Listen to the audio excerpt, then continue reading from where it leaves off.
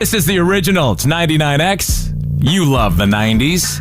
We love the 90s. And the guy we have on right now, Rob Harvilla, loves the 90s. That's why he's got a very highly rated podcast called 60 Songs That Explain, you guessed it, the 90s. You getting into each of these, what inspires you to pick the song that you're going to get into? It's arbitrary, right? Like, this starts with just a series of arduous Google Docs, that suddenly have 250 songs on them, and I've got a limited number of slots, and I'm trying to mix it up. There are obvious ones, right? If you look at the 90s, there's like 20, 25, 30 songs that you just absolutely have to do. Like, Smells Like Teen Spirit would sort of be the final boss of this whole thing, right?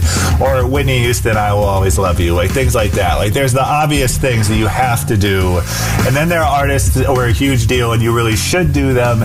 And then there are artists that are very personal to me. Like, I love this band Morphine. I know they were from Boston. Like, they're the saxophone. Yeah, I love them so much, and I'd love to do them. And I want to sort of keep that channel open as well for, like, my personal indulgences, right? And so then I'm just trying to mix up, genres, eras within the 90s, importance, cultural, like, lasting importance or lack thereof. And sometimes you want to do the obvious song, but sometimes you don't. Like, I did Smashing Pumpkins early on, and I love Smashing Pumpkins so much, but like the guy, it was Bill Simmons, who's my boss, obviously, but the guy, he wanted to do Mayonnaise off Siamese Dream, which is maybe not one of the first 5 or 10 Smashing Pumpkins songs you would think of, but that's a fantastic song. And like, sometimes it's great to like come at it from a different angle, and talk about a song that isn't as prominent as 1979 or whatever, right? So it's sort of a mix of the obvious and the surprising, like the very universal and like the personal to me, just trying to mix all those things up. And they're not in order, like number 1 is not like that much more important or less important than number 95 or whatever. It's completely arbitrary in a way, which is another reason I love it. We're talking to Rob Harvilla. Rob, one of the things that we've talked about recently is just the resurgence of 90s, but also the fact that this music really was never burned out like classic rock music. And these bands are having the biggest tours of their life right now, even bigger than before. What do you attribute that to? It's wild, right? Like, Blink-182 is a weird example. Like, a lot of really strange things have happened to them, and lineup changes and sort of the era changes around them. But like, that music does feel universal, and to see like kids today forming bands that sound a whole hell of a lot like Blink-182, it's wild. The 90s, I think being pre-internet or largely pre-internet has a major role in it, right? That's like, we talk all the time about the monoculture, like how everybody loved Michael Jackson in 1985, but here in 2023 there isn't as much consensus because of the internet, because of streaming, because everybody's siloed off into what they like, and we don't have these huge major consensus events anymore. And it feels like the 90s, because like the internet and Napster didn't come in until the end of the decade, like the 90s was the last gasp for that idea, at least that feeling, even if it was wrong, that everybody was listening to basically the same thing and like loved the same things, before everything atomized. Like, whether that's true or an overgeneralization, I think it's a pretty, people feel that way, and feeling that way is important enough that it seems that way. And so I do think the 90s is distinct in that sense. That's a great point. You mentioned not getting any, like, I'll call it hate mail from, things that you've, done. But I did read an article about you that did a review of a little teeny band called U2, and you did get some hate mail. And who would that have been from? That would have been from my mother, and it's what I actually wrote about U2 is lost to history. It was like one of those, it was a blurb, man. It was like a 200-word preview of a U2 show. I think the Elevation Tour coming to Cleveland. My parents still live in the Cleveland area. I was just like, U2's coming, like, whatever, just go, like, it was dismissive, but not like mean. It wasn't like snarky. It wasn't a big deal, right? And my mom, unbeknownst to me, fires up her laptop and sends a letter to the editor who is like, you need better music writers. And I want you to know that Rob used to have MC Hammer's Please Hammer Don't Hurt Him on tape. And I took him to his first U2 show. That was true. And I took Rob to see U2 in 1993, and he said it was the bomb. I don't know if I said the bomb. Like that feels like an exaggeration. And she's like, we'll still save a place for him at Thanksgiving, and that is totally, absolutely the meanest hate mail. But why? Your mom is in line with other people who you either love U2 or you hate U2, but they sell out, months now at the Sphere coming up in Vegas. So there's obviously people that love them. I'm one of them.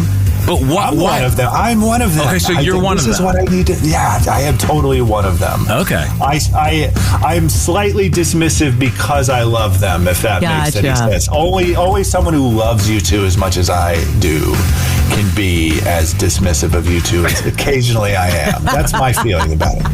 We just talked to Michael Stipe from REM, and he talked about new music he's putting out. We had a great interview with him, but being from Atlanta, they were, let's face it, REM were part of our DNA. We played every single song from REM, but now that there seems to be an REM resurgence, especially with, songs in The Bear on Hulu and all the, the reissues and everything else. It sounds like an exciting time for REM. Yeah, the prestige TV aspect of it is interesting. I don't like scary things, and so that show Yellow Jackets very on scary Showtime, where where the plane crash, isn't that like very, very 90s based? Oh my gosh, it's like Offspring, Collective Soul. It's incredible. Yeah, but The Bear, we watched The Bear. The Bear's not too scary for me. And yeah, like the REM, I love Strange Currencies. I love that REM song very specific. So I was thrilled to hear that. All the Wilco. It is true that first, prestige TV is one way that all these songs are coming back. But I remember 5-10 years ago a concern that REM's influence wasn't felt by today's teenagers because, they weren't doing Coachella reunions, for example. They're not as prominent on streaming. I feel like we go through phases where there's anxiety that bands that were huge in the 90s aren't respected the way they should be now, and then there is this resurgence. Blink 182 goes in and out of style, but you're in the epicenter, and I'm thrilled to hear if it feels like REM is getting the respect they deserve, because they're part of my DNA too. At Ohio, I still claim them spiritually, partially for myself, despite not being anywhere near Georgia. What's interesting though about that, Rob, we're talking to Rob Harvilla, who has a podcast that you should absolutely seek out. And is it going to change names, by the way? You're going to go up to 120? It's 60 songs that explain the 90s, but then you went to 90, and I guess you're going to stop at 120? We are actually going to stop at 120, and I am very relieved that when we went from 60 to 90, we decided not to change the name, because then when we would have had to change the name again, and that would have been triply obnoxious. It's a great bit, I think, just to have an erroneously titled podcast. It's awesome. What I was going to say about The Bear, you mentioned REM, Wilco.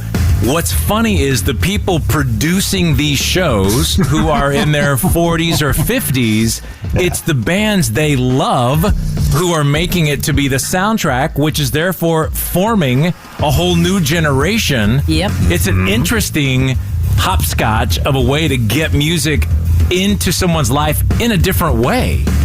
Yeah, I think about Olivia Rodrigo, right? And so that's someone who's much younger. Sometimes it is professional obligation, but right? I got you. Yeah.